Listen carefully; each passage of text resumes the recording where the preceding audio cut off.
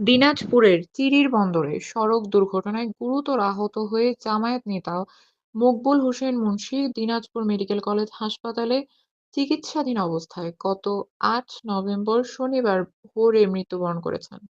ইন্না লিল্লাহি ওয়া ইন্না ইলাইহি রাজিউন। মৃত্যুকালে তার বয়স হয়েছিল ৬৭ বছর। তিনি ২ স্ত্রী, ৬ ছেলে, ৫ মেয়ে, নাতি-নাতনি সহ অসংখ্য আত্মীয়স্বজন ও গুণগ্রাহী রেখে যান।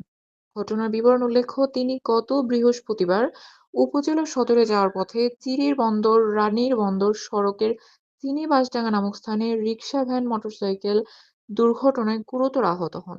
আহত হওয়ার পর তাকে দিনাজপুর মেডিকেল কলেজ হাসপাতালে ভর্তি করা হয়েছিল। তার মৃত্যুতে শোকসন্তপ্ত পরিবারের প্রতি গভীর সমবেদনা জ্ঞাপন করেছেন বিএনপির কেন্দ্রীয় নির্বাহী কমিটির সদস্য ও সাবেক সংসদ সদস্য আলহাজ মোহাম্মদ আখতারুজ্জামান মিয়া এবং জামায়াতে ইসলামীর কেন্দ্রীয় শুরা সদস্য ও সাবেক উপজেলা চেয়ারম্যান আলহাজ মোহাম্মদ আফতাব উদ্দিন মোল্লা। তারা মরহুমের রুহের মাগফিরাত কামনা করেছেন। মরহুমের নামাজে জানাজা গতকাল শনিবার বিকেলে ৪:৩০টায় উপজেলার রানীর বন্দর ইয়াতীমখানা মাদ্রাসা মাঠে অনুষ্ঠিত হওয়ার পর পারিবারিক কবরস্থানে দাফন করা হয়। নিউজ ডেস্ক, দিনাজপুর বার্তা। দিনাজপুরের চিরির বন্দরে সড়ক দুর্ঘটনায় গুরুতর আহত হয়ে জামায়াত নেতা মকবুল হোসেন মুন্সী দিনাজপুর মেডিকেল কলেজ হাসপাতালে চিকিৎসাধীন অবস্থায় গত ৮ নভেম্বর শনিবার ভোরে মৃত্যুবরণ করেছেন। ইন্না লিল্লাহি ওয়া ইন্না ইলাইহি রাজিউন। মৃত্যুকালে তার বয়স হয়েছিল ৬৭ বছর। তিনি ২ স্ত্রী, ৬ ছেলে, ৫ মেয়ে, নাতি-নাতনি সহ অসংখ্য আত্মীয়স্বজন ও গুণগ্রাহী রেখে যান। ঘটনার বিবরণ উল্লেখ্য, তিনি গত বৃহস্পতিবার উপজেলা সদরে যাওয়ার পথে চিরির বন্দর রানীর বন্দর সড়কের চিনিবাসডাঙ্গা নামক স্থানে রিকশা-ভ্যান মোটরসাইকেল দুর্ঘটনায় গুরুতর আহত হন। আহত হওয়ার পর তাকে দিনাজপুর মেডিকেল কলেজ হাসপাতালে ভর্তি করা হয়েছিল। তার মৃত্যুতে শোকসন্তপ্ত পরিবারের প্রতি গভীর সমবেদনা জ্ঞাপন করেছেন বিএনপির কেন্দ্রীয় নির্বাহী কমিটির সদস্য ও সাবেক সংসদ সদস্য আলহাজ মোহাম্মদ আখতারুজ্জামান মিয়া এবং জামায়াতে ইসলামীর কেন্দ্রীয় শুরা সদস্য ও সাবেক উপজেলা চেয়ারম্যান আলহাজ মোহাম্মদ আফতাব উদ্দিন মোল্লা। তারা মরহুমের রুহের মাগফিরাত কামনা করেছেন। মরহুমের নামাজে জানাজা গতকাল শনিবার বিকেলে ৪:৩০টায় উপজেলার রানীর বন্দর ইয়াতীমখানা মাদ্রাসা মাঠে অনুষ্ঠিত হওয়ার পর পারিবারিক কবরস্থানে দাফন করা হয়। নিউজ ডেস্ক, দিনাজপুর বার্তা। দিনাজপুরের চিরির বন্দরে সড়ক দুর্ঘটনায় গুরুতর আহত হয়ে জামায়াত নেতা মকবুল হোসেন মুন্সী দিনাজপুর মেডিকেল কলেজ হাসপাতালে চিকিৎসাধীন অবস্থায় গত ৮ নভেম্বর শনিবার ভোরে মৃত্যুবরণ করেছেন। ইন্না লিল্লাহি ওয়া ইন্না ইলাইহি রাজিউন। মৃত্যুকালে তার বয়স হয়েছিল ৬৭ বছর।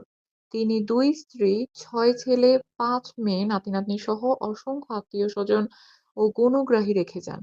ঘটনার বিবরণ উল্লেখ্য, তিনি গত বৃহস্পতিবার উপজেলা সদরে যাওয়ার পথে চিরির বন্দর রানীর বন্দর সড়কের চিনিবাসডাঙ্গা নামক স্থানে রিকশা-ভ্যান মোটরসাইকেল দুর্ঘটনায় গুরুতর আহত হন। আহত হওয়ার পর তাকে দিনাজপুর মেডিকেল কলেজ হাসপাতালে ভর্তি করা হয়েছিল। তার মৃত্যুতে শোকসন্তপ্ত পরিবারের প্রতি গভীর সমবেদনা জ্ঞাপন করেছেন বিএনপির কেন্দ্রীয় নির্বাহী কমিটির সদস্য ও সাবেক সংসদ সদস্য আলহাজ মোহাম্মদ আখতারুজ্জামান মিয়া এবং জামায়াতে ইসলামীর কেন্দ্রীয় শুরা সদস্য ও সাবেক উপজেলা চেয়ারম্যান আলহাজ মোহাম্মদ আফতাব উদ্দিন মোল্লা। তারা মরহুমের রুহের মাগফিরাত কামনা করেছেন। মরহুমের নামাজে জানাজা গতকাল শনিবার বিকেলে ৪:৩০টায় উপজেলার রানীর বন্দর ইয়াতীমখানা মাদ্রাসা মাঠে অনুষ্ঠিত হওয়ার পর পারিবারিক কবরস্থানে দাফন করা হয়। নিউজ ডেস্ক, দিনাজপুর বার্তা। দিনাজপুরের চিরির বন্দরে সড়ক দুর্ঘটনায় গুরুতর আহত হয়ে জামায়াত নেতা মকবুল হোসেন মুন্সী দিনাজপুর মেডিকেল কলেজ হাসপাতালে চিকিৎসাধীন অবস্থায় গত ৮ নভেম্বর শনিবার ভোরে মৃত্যুবরণ করেছেন। ইন্না লিল্লাহি ওয়া ইন্না ইলাইহি রাজিউন। মৃত্যুকালে তার বয়স হয়েছিল ৬৭ বছর। তিনি ২ স্ত্রী, ৬ ছেলে, ৫ মেয়ে, নাতি-নাতনি সহ অসংখ্য আত্মীয়স্বজন ও গুণগ্রাহী রেখে যান। ঘটনার বিবরণ উল্লেখ্য, তিনি গত বৃহস্পতিবার উপজেলা সদরে যাওয়ার পথে চিরির বন্দর রানীর বন্দর সড়কের তিনি বাঁশডাঙ্গা নামক স্থানে রিকশা, ভ্যান, মোটরসাইকেল দুর্ঘটনায় গুরুতর আহত হন। আহত হওয়ার পর তাকে দিনাজপুর মেডিকেল কলেজ হাসপাতালে ভর্তি করা হয়েছিল।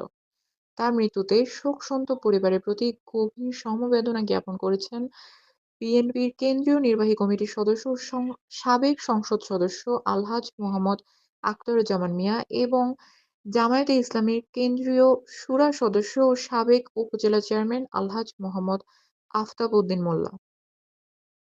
তারা মরহুমের রুহের মাগফিরাত কামনা করেছেন।